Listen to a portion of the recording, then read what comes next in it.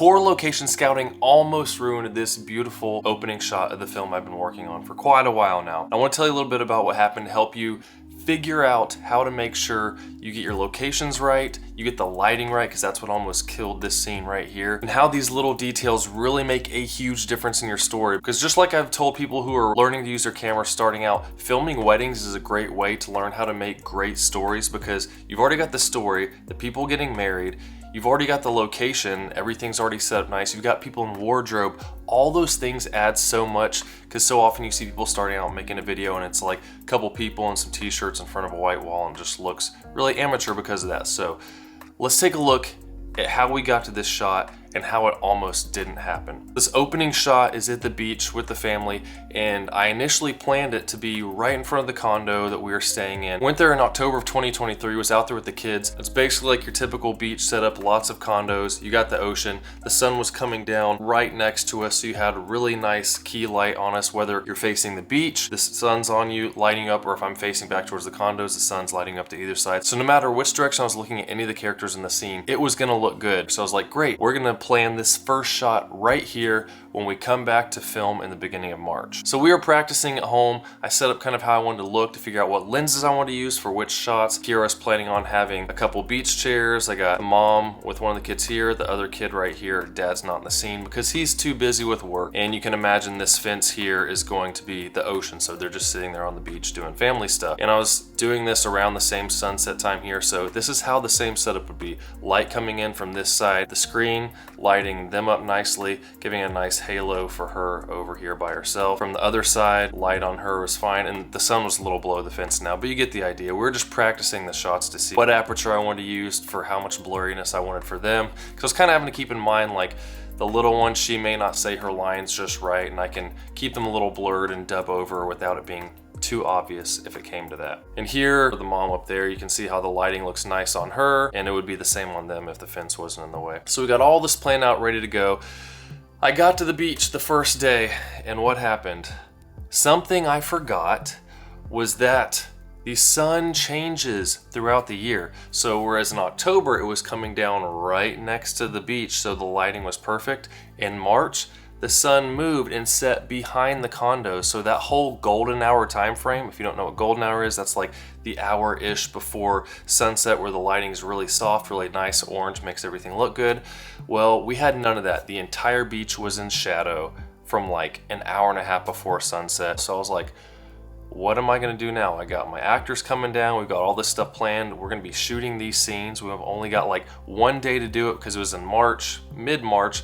My wife was 8 months pregnant, needed her to be pregnant for the scene, and it was gonna be cold. One day it was gonna be like, I think 65 degrees, and that was when we worked it out. So I had to go on some location scouting because of that. And this is something that I should have done in the first place anyway, to see if there are any better places. Like, it was really convenient to do it right in front of the condo we were staying. But when I was looking around, I used this app called the Sun Seeker app. I'm gonna show you why this thing's really cool. You can get an idea of what this looked like for the beach where we were. You can see in the shot from the Sun Seeker app, it shows where the sun's gonna be. And when we are there in October, you can see how where it shows the sun setting right down the side of the beach, lighting looked great, really soft, awesome. Well, then we fast forward to March, and you can see now that last 2 hours when the sun starts looking nicer, it's behind the condos, made the whole beach shadowy. So I was like, okay, I pulled out this app and I just started scrolling, trying to find where we should go based on where the sun is gonna be pointing. And I found this massive canal right here and this public beach. And where that bullseye is right where we stayed. And the reason this worked out so nicely, for one, if you look across the bay, there's no massive condos, just normal buildings. So we got that sunset lighting for a lot longer, probably an extra 20 minutes. But then also, rather than having them just facing the beach and it's them and just water in the sky, not a whole lot going on in the background, we were able to get this section behind them and then this part as well. And that just gave some more depth to the background. And you can see people walking down the edge of the beach here, and then how it kind of wraps around here. It almost looks like they're on a little island. So it just added a whole nother dimension. We've got the beach there, it looks nice, but it's not just all ocean behind them like it would have been, and it just made the whole visual look way better for this. So had I used that Sunseeker app sooner, When I was first planning this, I would have known, oh, the sun's not going to work out well. Maybe we should find a new place. It still worked out. Like here in this opening scene, you can see how the beach leads in right here to where she is. We got the water, some boats going on in the background. And then from whatever direction we shot them, because of the way the sun was, we have this nice shadow on her. She's lit by that nice soft sunset lighting there. We got the two of them here as we wrap around. It just looks really nice. This whole aesthetic and the way it worked out